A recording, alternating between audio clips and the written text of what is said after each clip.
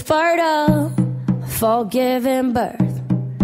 I am a woman planted in truth. I grow my branches from sacred roots.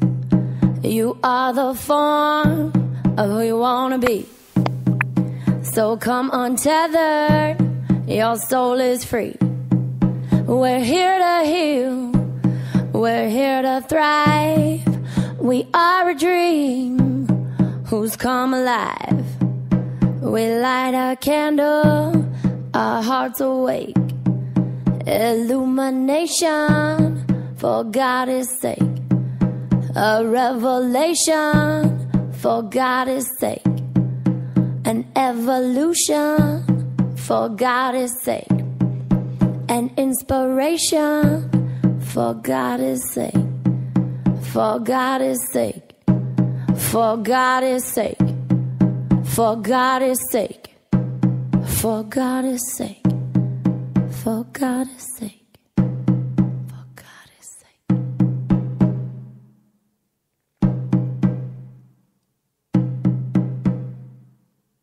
And so it is. Hello, Essence. This is Jody England, and you are listening to Wild Soul Medicine Radio. It's good to be back with you. It was also really great to take a break last week, and I want to just begin by thanking all of you who were here with me 2 weeks ago on the Anger Show. Anger. God, that was potent for me and so cathartic and beautiful, and it seems to have been so for many of you as well. I enjoyed every minute of reading your heartfelt expressions of what that opened for you, and it was medicine for my soul. It really was medicine to see and hear you all getting it and doing your work along with me, and having the maturity to not sit in, I don't love it, or I wish it was different, or what's wrong with her, or I just came for the good stuff, or whatever. And like some of you maybe did sit there and didn't email me, and thanks for not emailing me. And for those of you that took the medicine, God, it was good. It was good. And it was interesting, right after the show, I had just such a feeling of lightness and peace, of like that needed to happen. I needed to speak my piece, and it needed to happen, in the radio show forum, and it did. And so I just moved with it, and I allowed myself to feel, the relief that was on the other side, while holding space for the openings that occurred for the rest of you over the next week. And I feel like even beyond that, it felt like the ripples continued. And what I already had planned, of course, to be in a beautiful place in Ojai the following week. And, before all of the stuff went down, before any of the stuff happened with the betrayal and the chaos following and all of that. And so, I kind of had my eye on, okay, that is going to be a place where I can rest and regroup. And it was so needed for my soul. So I'm going to talk about that today. I'm going to talk some about that experience and the cycling that I've been experiencing, which I believe is also what I see happening with so many of us right now. And, it's funny, this morning when I tuned into what I wanted to do the show about, there was a part of me that's like, well, it's in between, it's in between again. It's like, man, haven't we done a bunch of shows on being in between? And yeah, we have, we've done several. And I feel like the in between keeps changing in quality. So there's the similarity of being between gears and the here and the there and all of that. And then there's like, what is the particular quality of this one?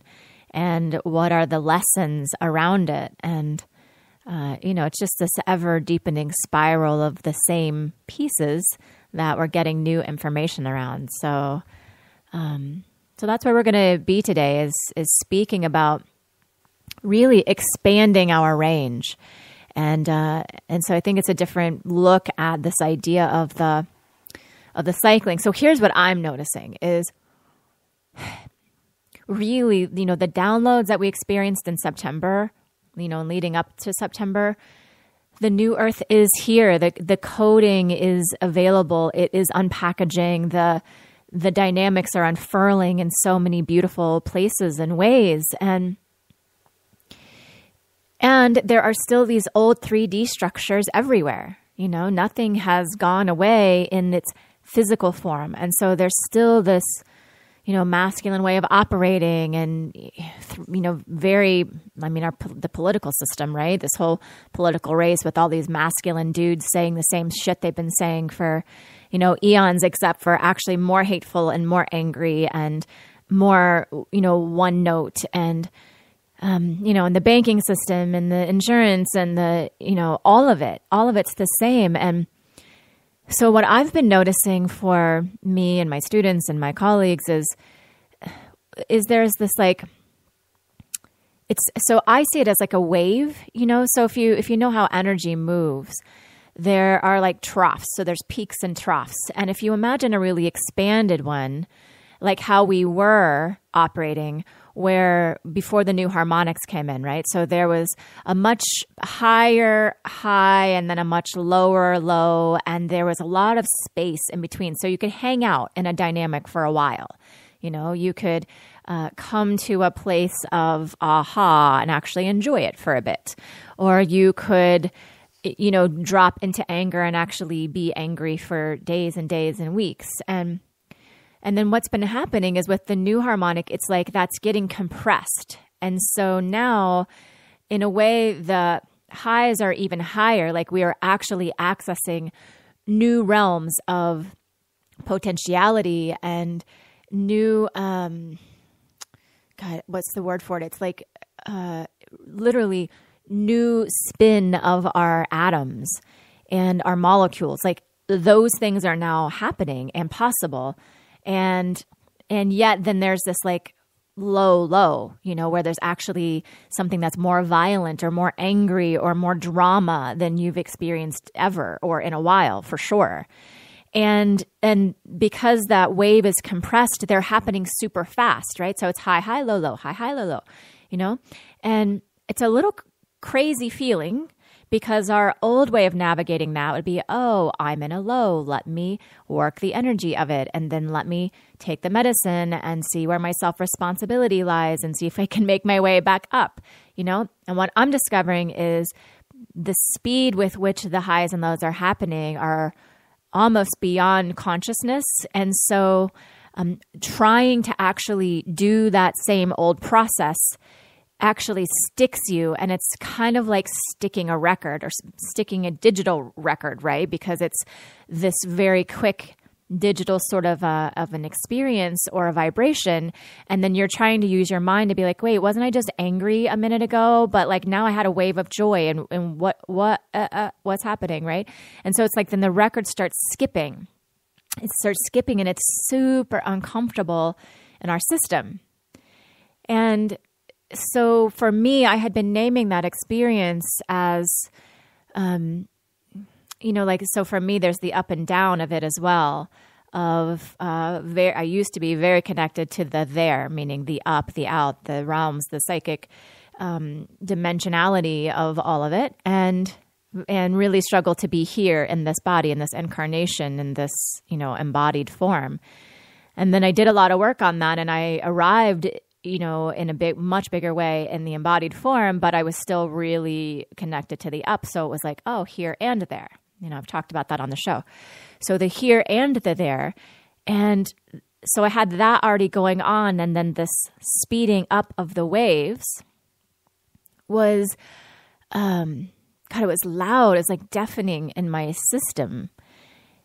And so when I went to Ojai for my sojourn, I tumbled into the arms of the most exquisite being on the planet.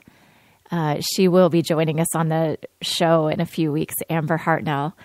You may remember her from the Woman Come Undone experience last year. And so I'll save a lot of the details of our experience together till she comes on the show. But when I explained to her what I had been experiencing, she was like, I know exactly what that is. And hers is the metaphor that I'm actually using with this idea of, you know, so what we're spanning is bigger than ever before. We're actually spanning such a range, because before it was like, oh, there's this 3D reality and like we think there's something better. And so there's like kind of a future vision of it. And now it's this giant chasm of new earth here and old past world here. And so the bridge is so broad, right? And because it had to expand really fast, it's like a wooden bridge that's missing a bunch of planks, like a bunch.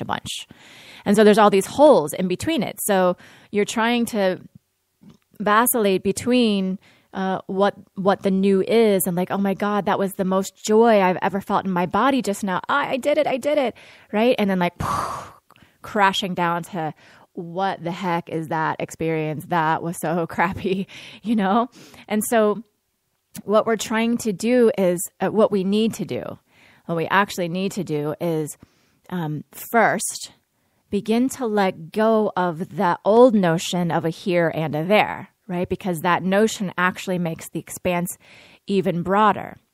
And really what's happening is we're being prepared for, like, the reason the wave is compressing is because eventually we're going to be landing right in the center of one vibration, right? A much higher vibration of in the moment now, right? And in that moment, all is well. There's nothing to span. There is no dissonance. There is no then and now, right? There is no here and there. There is only one. There is riding the crest of the wave of becoming in this moment, right? And so the wave is being compressed because it is required as we're moving into learning to detach. So one of the ways we can navigate this compression is learning to detach from ideas of landing, that labeling of something is good and something is not good. Oh, I had anger, so I'm not doing it right. Oh, I'm still angry, today, and that means I need to do something. That is so slow compared to where we're going. And so, the quicker way to ride the pony of this is to stop trying to label anything. Just stop trying to label anything and have an experience of your experience. That's it.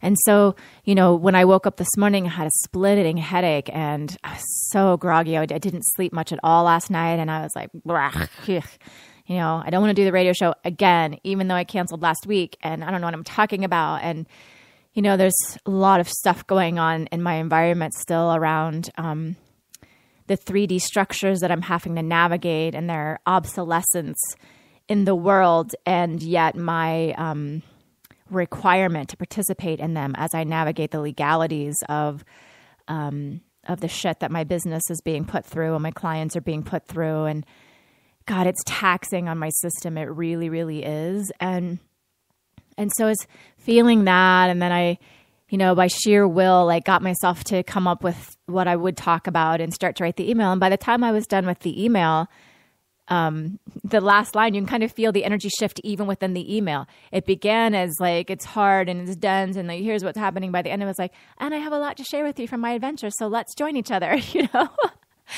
that's kind of how fast my system is moving right now. And so I can't backtrack it, or it would be silly to rewrite the email as an example, because by the time I would rewrite it, I might get to the end and it would be a different tone as well.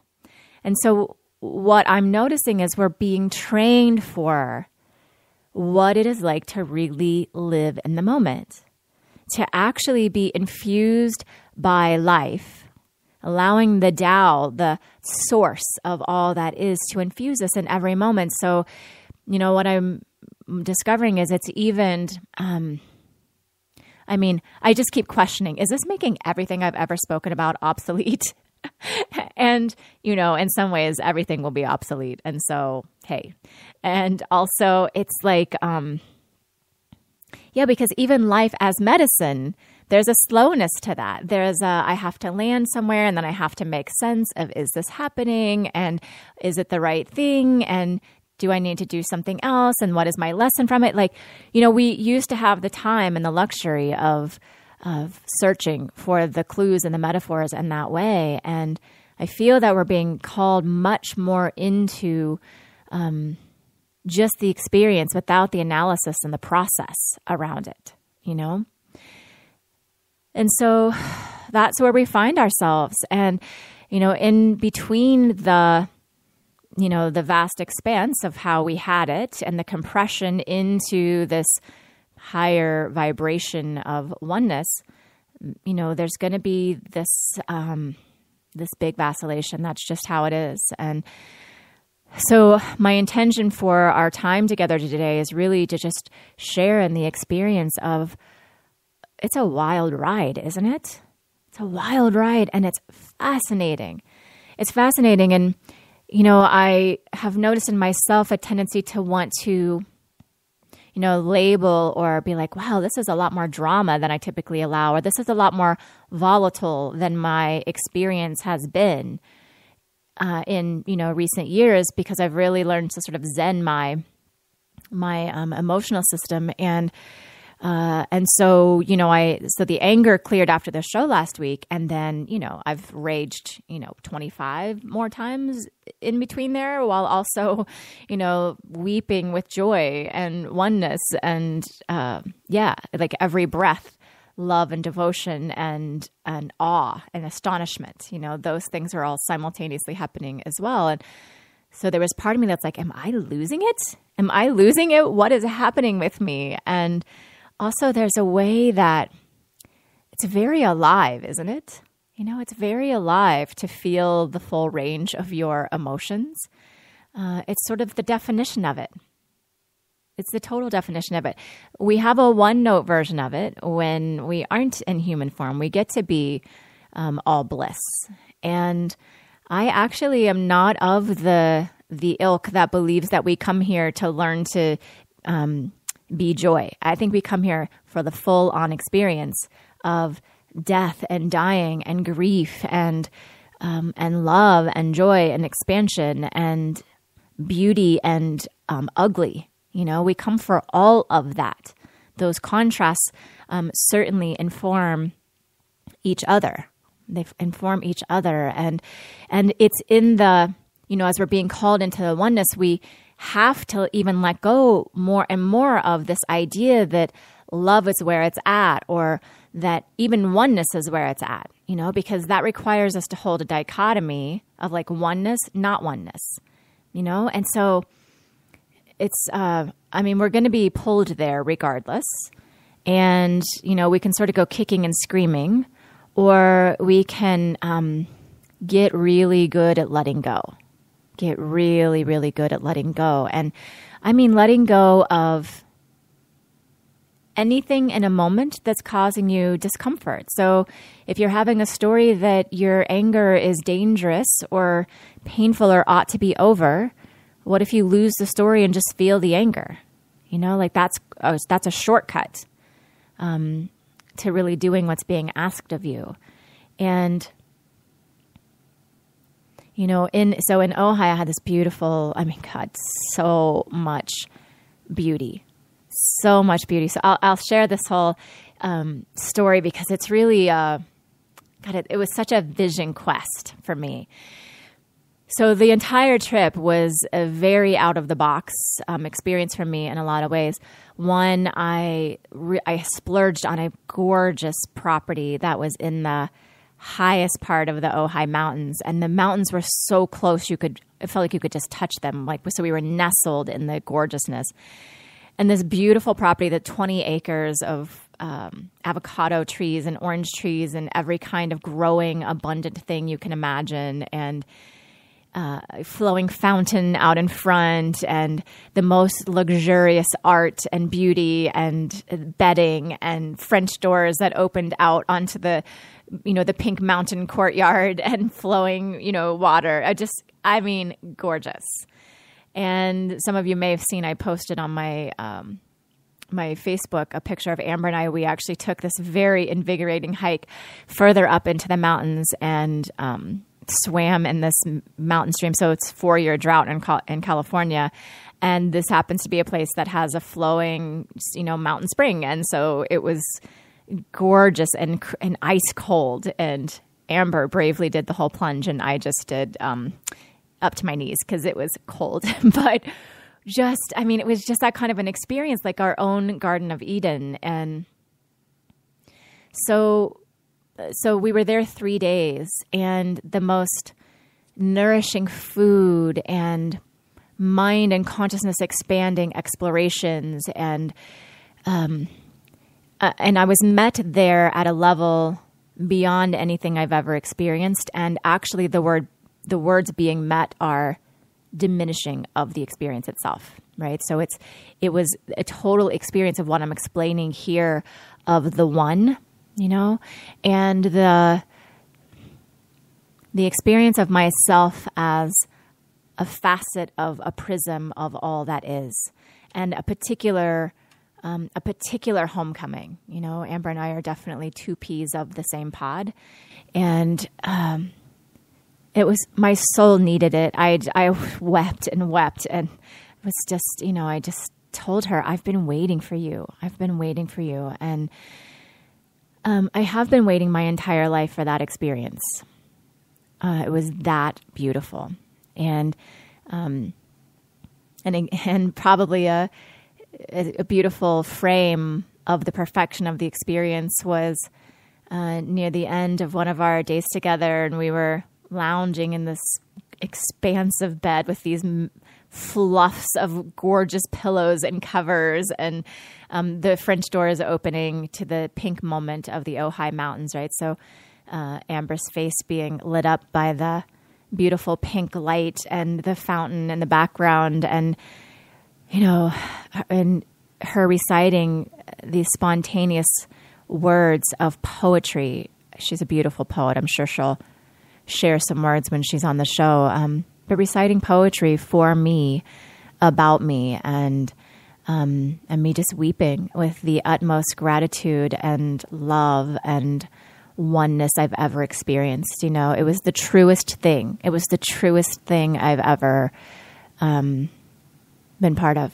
And it was fantastic. And so the whole experience was that. It was just one goodness after another. And it was exactly what my soul needed. It was very tender going there. And I have been enduring a lot. And it was so good to be met in true sisterhood and actual love, and so much wisdom, and someone further on the path than me, and just really everything. God, it was good. So then near the end of the experience, Amber had said to me, "Oh, hey, by the way, there's this guy I think, that you might want to see in LA sometime when you're back." And she said his name, and I said, "Oh, yeah, I feel a clear yes on that. Sure." And then the next morning, we both woke up separately and said, I was thinking about that again. Were you a yeah? Yeah, it's a definite yes this morning. Yes, we need to take some action on that. And of course, I had to fly out back through LA. Ojai is about an hour and 45 minutes from LA. So I'm going to tell you the details because they're so magical, and I think they really speak to the surreal nature of what's happening in this up level and on our planet. Like the veils, to say the veils are thin is actually sort of an understatement. In many places, the veils are gone, like they're gone. And magic is happening right here in this realm, in this 3D. Magic is happening right alongside all of the crazy old stuff. And Amber and I happen to both be veil puller backers. So there were some particularly extreme veils being removed that were very soul gratifying. And so she was telling me about the experience that the shaman, does. And I was like, yeah, it sounds intense. And also, I fully trust you and I'm a yes. And so I called home to talk to Lance and let him know I was going to extend my trip for a day and make sure he was cool with it. And as I was speaking to him, I said, oh my gosh, I know the energetic of this shaman. I think I've met him before. And I said, I think he's the red-haired shaman from my dream. Remember that dream I had? And I talked about it on the radio show. I don't remember the name of the episode that I talked about it in, but I had a dream where all night long I was being, I met the shaman, and he was very distinctive. He was, like 6'4", and he had red hair and a red beard, and he talked like a surfer, and he was kind of goofy, but also very wise. And he was doing this deep work, as he said, like, come in here and I'll show you this deep work that's not being done anywhere else. And so he ended up doing surgery on my knee, and it was the most realistic experience I had ever had at that time. And then when I was leaving, I went to pay him, and he was like, you don't have to pay me. This one's on the house. And so I taught him about energetic exchange in my dream. Soulful money medicine. That was before it was even born, but I taught him all about it. And he was like, oh, rad, that's cool. Yeah, great. Thanks for like sharing your wisdom. And it was so surreal. So when I felt into the energetic, I said to Lance, oh my God, if this guy has red hair and is super tall, I'm going to flip out.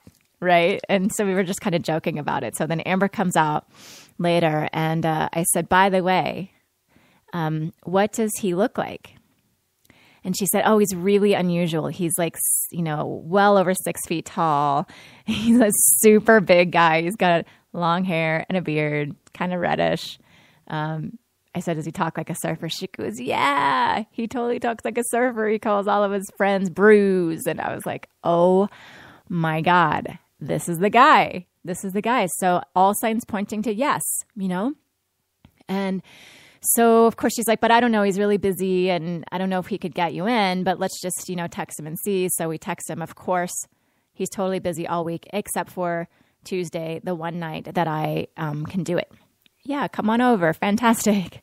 So I, and we had checked the energy as far as like, I was very whole and complete. I wasn't chasing an experience. I wasn't desiring, I didn't feel like I was doing anything to leak my experience. It just felt like, wow, all the signs are definitely showing this needs to happen. So the next day was this whole experience of, I would say my form of a vision quest, right? So I'm unlikely to be a person who's going to go walk naked through the desert and, sleep out there by yourself and endure a lot of harsh physical conditions.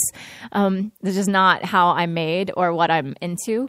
But this ended up being a vision quest just like that. And so much of what Amber and I were exploring with me, like what she's a genius at healing, is a connection with life. And as a warrior, there has been a fundamental disconnect in my system around my trust of life, and having Amber's just the most alive person I've ever experienced. And, so I was exploring that when we were together, like there's a different relationship you have with life. For me, it is much slower. There's this questioning of like, what am I really aligning with? And how do I know it's life? And what am I giving up control of? And how do I know I'm going to be, handled or treated well or whatever? And so we really got to where that fundamental disconnect is. And it was, it was a beautiful experience of beginning to repair my relationship with life, which is underneath all of these health problems that I've been wrestling with, and the allergies and the autoimmune issues and all of that. So I was feeling more alive than I have in years. And, as a kid, I was so alive. I used to run out the door every morning of my house. We lived on a farm, and we had a big pasture and a creek and trees and horses. And I used to run out with my, just like couldn't wait to see what the adventure of the day would be. And I would go out in the pasture, and the horses would be running around, and I'd be, making houses in the roots of the trees and mud pies and catching critters in the creek. And I loved it. I loved nature, and I loved being outside, and I wasn't afraid of anything, and my life was really big as far as that goes. And even through college, it was really like I wasn't afraid. I did a lot of things. And then once I had children, my life started to close in a little. And for me, that was quite a turning point, because that's what had been modeled for me, is that when you become a mother, your life basically ends. And so, I was determined to not be that kind of mother. So instead of, ending it the way of like being a stay-at-home mom and doing nothing else. It was like, oh, I'm going to throw myself into my work to not be that, which basically also ended my life of freedom, So then I just had two things to navigate. And that's how we do, right? And then when I started to really develop my my energy abilities, that was just only right on the heels of having my second child. So it was like the more I began to see and to know and to explore these other realms, that was my escape from actually being here. And so what ended up occurring, 12, 13 years later is, I don't do a lot of stuff out in the world because the world feels really harsh. And, I can't really, be around a lot of smells, and I can't eat a lot of stuff. And this is what I've been navigating even more intensely over the last few years. And and I could just tell, actually, before I arranged to go meet Amber, we were comparing notes of all the things. And I was like, on every level, 100% awesome. And this body thing is going to kill me. Like, I'm going to have to figure this out or I'm going to die, for real die. And she said, I have something for you. I have something for you. Come be with me. And so we did. And so I was having this new infusion of like tramping through the bush and over boulders and like swimming in a mountain stream and playing with this beautiful fairy of an energy and eating these robust foods that were just right for my alien system. And so it was beautiful. So I got to be the last person at the house. I had a rental car and I was driving by myself, to LA, which typically would cause me a fair amount of stress because I don't like driving. I used to drive 24,000 miles a month, like crazy amounts. But I guess it was 24,000 a year, but yeah, it was a lot. It was like, I drove all the time. And so I don't like driving. I hate big cities, like all of that, but I was feeling so alive. Right. So I was driving and then I saw along the way, oh my gosh, there's the ocean. Because when I had come in, it was dark and I forgot I drove past the ocean. So I found a way and I sat by the ocean and I, talk about waves, right? Talk about learning about wavelength and compression and the changing patterns of the waves. There were even these really interesting ones because there was like a bar of boulders that went out into the water. So the waves were having this really strange kind of sideways pattern right in front of where I was sitting. And I was just feeling, I was feeling the different energetics that are present. And, such a metaphor. I actually love the picture from the email today too, where the boards are kind of going two different ways, because that's what it feels like to me energetically is the ways are so different. And so there is this, sometimes there is like a little rip current that runs right across our energy system. And it's like, what was that? But it was a beautiful experience. And I'm, just out there soaking up the sun. And I almost locked my keys in the car, but I wasn't afraid. And I found a way to get them out. And, like all of these things are stuff from my youth, but I haven't done that. I'm never anywhere without my kids or without my husband or without some purpose, something I have to do. And here's just me killing a day, right? And so then I made my way into LA and have to find the guy's house and find my hotel and figure out if I'm going to drive to his place or walk because I'm not sure what the experience is going to be like. And it's in the evening. And so it was this whole day of resourcing myself, navigating. And his place is actually right downtown. So it's right in Hollywood, like Beverly Hills. And so busy and fake and concrete jungle and, not my speed at all. And I'm still just living it like, wow, I can totally do this. I'm capable, I'm alive. So I get my stuff. I go to my hotel and prepare. And so about an hour or so before I had to go, the energy starts to shift. And I'm feeling like I could feel my guides actually recede. So the way that I work with my guides is a very close relationship. It's more like a team. And so it's like, I am also on the team. I am a guide of me and my guides work in the same way. So it's more like a conference call with them rather than like a checking away and then getting, information in. It's kind of hard to explain, but it's like that. And so I felt them sort of recede, and I was like, what is happening, you guys? What are you doing? Like, I'm going to need you. This is going to be a big experience. And, so I felt them back away. I searched for a song and got kind of like dissonant, like, I don't know what I'm doing. And had a last conversation with my husband. And so I started to feel the anxiety, and I had decided I was going to take a cab there. And so the cab picks me up, and we're driving there, and he says like, oh, is it on North or South, whatever the street name is? And I said, I don't know. I just have the street name. I didn't think it required one. And he said, oh, well, it does. And you're going to be on different ends of the city depending on which one you choose. And I was like, okay, so now it's dark. And, I'm only like 10 minutes before my appointment. So I'm like, okay, I got to make a judgment call. So I choose one. We get there. He has, of course, his house number is 333, right? Again, all signs pointing to magic. But as we get to the house right beside it is also 333. What dream is this, And so I'm like, okay, I'm just going to choose. So I get out. I choose one of the houses. I go in, and my Amber had said he's upstairs, And so I go in, but the light is burned out inside. So now I'm using my phone to look at each step to even like literally I'm doing this plank in front of my foot walk in real life. Here's a plank, put a foot. Here's a plank, put a foot. Going to this giant peak experience with this shaman from my dream.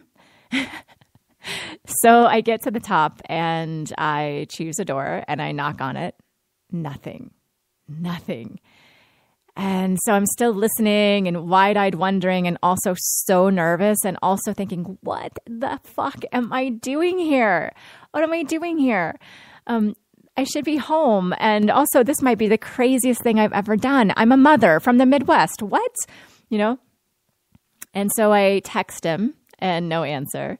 So I go back down to the street, looking around like, this is my vision quest, right?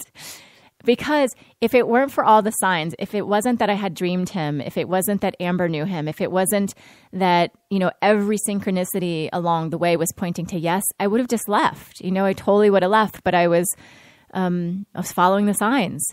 So I end up calling him, and he's like, oh, hey, I didn't know you were coming. He's a surfer dude, right? I didn't know you're coming yet.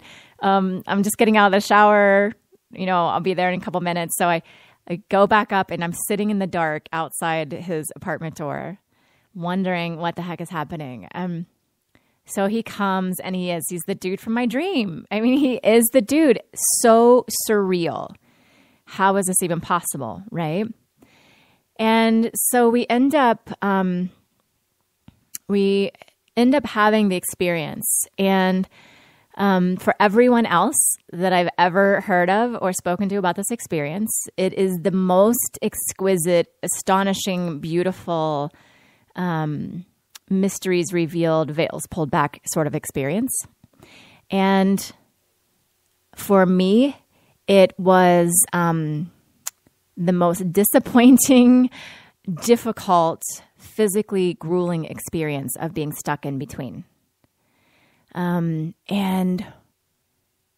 I don't think the shaman had ever really experienced that before, but I knew exactly what was happening. I knew exactly what was happening because it felt like I was being squished into the in-between, So instead of straddling the here and there, it was like boards were being added to the bridge. And so when I came out of the experience the first time, it's usually a singular experience. When I came out the first time, he was like, what happened? And I told him, and he's like, wow, that's weird. That is super weird. And I was kind of pissed, I was pissed because I was like, man, I don't want to be here. I didn't want it to be here. I wanted it to be up there where there's something cool happening, And so we talked about it, and I recovered some, and, we decided that we would try again. Because like all signs are pointing to yes, and, how can he be the shaman in my dream? And there's not something here for me, there's not something here for me. And so we tried again, and again, super physically grueling, horribly jarring, went nowhere. And there was this place where so here I am, like swimming in the in-between, sort of like being in a swimming pool in the dark and you can't tell which way is up, So I'm swimming around and my instructions from him had been say yes to everything. So I'm saying yes, even though I know this is not the experience. And I said yes. And then at some point I was like, what am I saying yes to? What am I even saying yes to? There's nothing here. And then I circled around and I came face to face with myself. And just before that I had said, I want to know. And I came face to face with myself. And what I heard is, you are the knower. You are the knower. And then I was back, and so there was this weird, talk about dips, right? Talk about peak experience. And then, a moment later, literally plummeting to earth in the most here way I've ever been. And a complete opposite experience of what I thought I was going there for. And in a way, I guess, my aliveness, some of my aliveness of that day had been buoyed by, just realizing this now, buoyed by this idea that I was going to get more alive when I got there. So there was a way that I was ahead of myself and not actually just in the moment. So we end up so I'm questioning myself, right? Like, did we make the wrong choice? Is he not the guy from my dreams? Like, why would I go through all of this to have this stupid experience, And I'm trying to understand it and make sense of it. And I'm still questioning, like, I mean, really, there was a part of me that's like, okay, we must have just making that all up. That wasn't even the thing. And so we come out and it's time for me to go. And I said, great, what do I owe you? And he says to me, you don't have to pay me. Don't worry about it.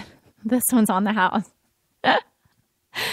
And I had the exact conversation with him that I had in my dream. The exact conversation about why it's important to exchange and how, the result is really not what people are exchanging for, and the integrity of that, the whole thing, right?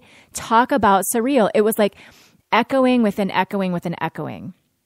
And I know that I'm the architect of my game. So I was like, why would I do this to myself? Why would I put this in the game? I don't even know what this is. Right. So I'm, deflated. I leave there by myself. It's, late.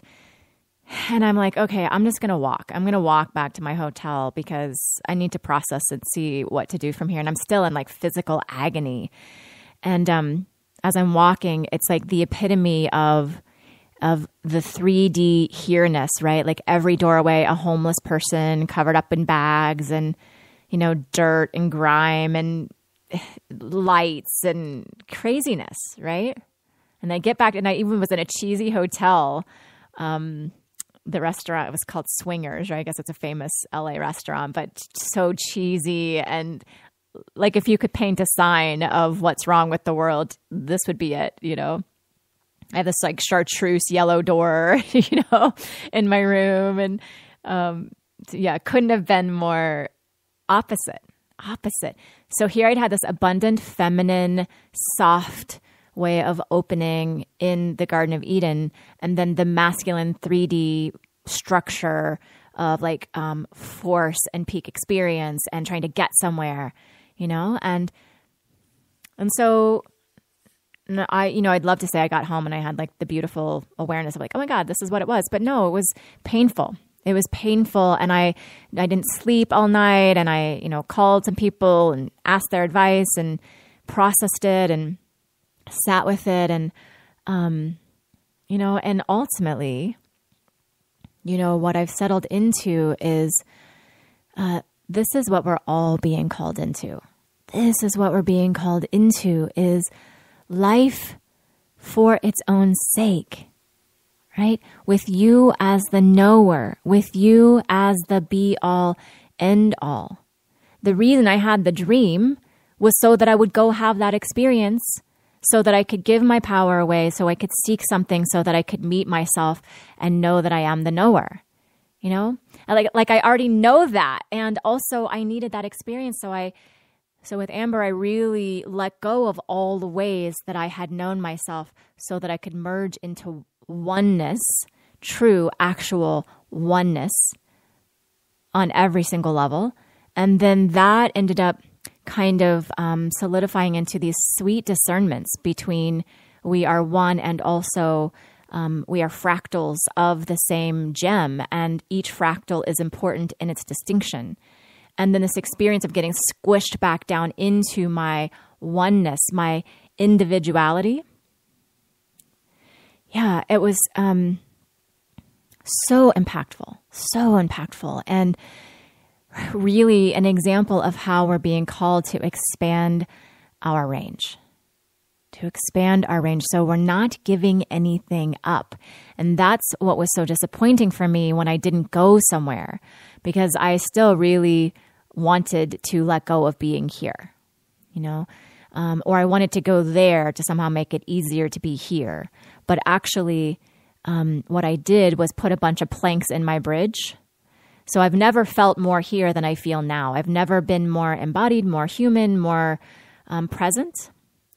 And also my psychic abilities have shifted. So before, it was like a completely open channel all time, and it was really hard to shut it down or even focus it, or I could focus it to heal someone, but it was hard to shut it down or not see if I didn't want to see. And now there are just more planks in the bridge, you know, so it's choiceful. It's choiceful what I'm doing. It has a new octaves of resonance, and because there is that choicefulness, it's allowing me to be more alive in my here. You know, it's allowing my body to heal. It's allowing me to feel like it's worth it to be alive, because I'm not draining all my energy navigating all the worlds while part of me is stuck here. You know, it's like, oh no, I get to be all here and have a look into those, you know? So that happened. That happened. And, you know, another piece that I'm really aware of is that some of us are getting this, and some of us are really having these amazing up levels where we're having a whiff of experiences we've never had, or, you know, the troughs, the peaks and the troughs. And largely what's happening in the troughs for many of us is an experience with people who are not getting this, you know? And so it's like there are a lot of souls on the planet right now who are not actually available for wholeness. You know, they're in contracts of their own that don't allow them to move into wholeness. And some of them are here, you know, holding positions for us to know our wholeness. And some of them are, you know, just on their path. And so what I'm noticing is that those of us who are in the game for wholeness are really being challenged by these others. And it's a very real challenge. You know, what it looks like to me is there are a lot of 3D structures being used by these incomplete beings to try to find something that's real, because they don't actually have a reference point for navigating the fear. So they can feel things falling away. They can feel that the way they've always oriented themselves is becoming obsolete, and yet they don't have a language for why that's happening or a navigational system for doing something about it. And so it is causing them to revert to their wounding, right? Their deepest wounding, which is their incompletion. And they're trying to engage us in these deeper and deeper, like, legal battles. I mean, the legal system's really getting a workout right now. You know, beautiful light beings that I know, including myself, you know, having these like piddling structures being thrown in by people that are like, you know, I want what you have. I want what you have. I want your sovereignty. I want your freedom. And I'm going to use this to get it, you know? And so it's very curious. That's very curious, the navigation of all of that, because, you know, we don't want to let that pull us out of our own center and our own knowing and our own benevolence. And at the same time, there are boundaries that need to be set, you know, those beings have chosen the walks they've chosen, and they just have to be with, they have to be with. And this is the lighthouse piece. So it's tempting to want to help them or save them or engage with them, or fix it for them or fix it for you. But actually, that isn't even possible. It's not possible, because all you can really do in this time, right? I mean, it necessitates it. These waves that we're navigating energetically, you can't ride them and also try to save someone, because, it's just like being out on the open sea in a storm. You're going to be doing well if you save yourself. So it's impossible to try to go to someone who's flailing, because they're just going to push you under. So what I'm feeling is it really requires us to become like lighthouses, where we are rooting ever deeper into the bedrock beneath our feet. We are holding our center. We're becoming a pillar of self-possession. We are the knowers. We are. Only you know you. No one outside of you has any idea. Anything they would have as an idea of you is a limitation. Even if they love you, right? Even if they love you and they think that you're amazing, it's still a limitation. Even you can't fathom who and what you are, right? So there's this centered, peaceful channel of, I am not confused. I am not afraid. I know who I am. And that doesn't mean I have it all together or I'm perfect. That's part of being confident. I know who I am. I know my weaknesses, and I know my strengths. And so as I stand here being me, tending me, loving me, my light will shine. It's not even something I have to turn on. It's not something I'm trying to do. It's simply what occurs as part of my being and part of your being. We are light, our souls are light. And so this is the home note. We get to be our own lifeguard. We are the guardians at our own gate. There are no mistakes. There are no mistakes. You architected this game. You chose to be alive at this time and place because it is exhilarating. There is a lot of life to be lived right now. Right now. And all is so well. We've already won the whole game. We've already won. Yep. So we can enjoy it. We can enjoy the playing of it. And by enjoy, I don't mean it's kumbaya all day long. Enjoying like,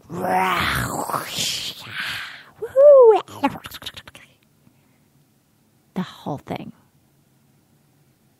Yeah. And so, my sisters, I revel in the ways that we might expand our range. What's occurring now, I would never have fathomed. And I can't imagine. I can't imagine what's coming for us. What I know is, we're here in this pocket of the shortening days, the darkest of the dark, heading into solstice next week. And, it's a time to be gentle. It's a time to be gentle with ourselves and to know that the dark is the dark, and we are both of it and not it, And so there's nothing to fear. There's nothing to fear. And also, if you want to pull the covers up over your head and disengage, you are so welcome to do that. You are so welcome to do that. And I just stand here with you, not holding you to a single thing. The invitation is for you to be exactly how you are in any moment. This is our giant pink open-ended permission slip. Anything goes. Anything goes. There is no place we are trying to get to.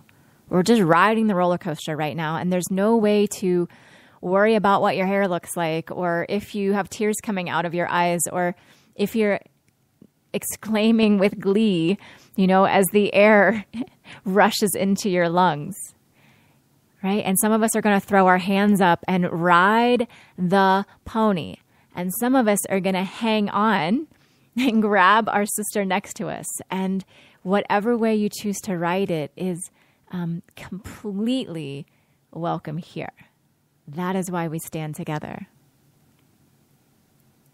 So as you we'll likely be together next week. I haven't 100% decided if I'm doing a show next week because I usually do take a couple weeks off for the holiday, but we'll see. We'll see what feels right. So in case I don't talk to you, but some of you are heading out for holiday stuff even this weekend, and there's every opportunity for these structures, right? So for many of us, our families are those structures where the 3D is very much in place and where the incompletion is causing a great amount of fear.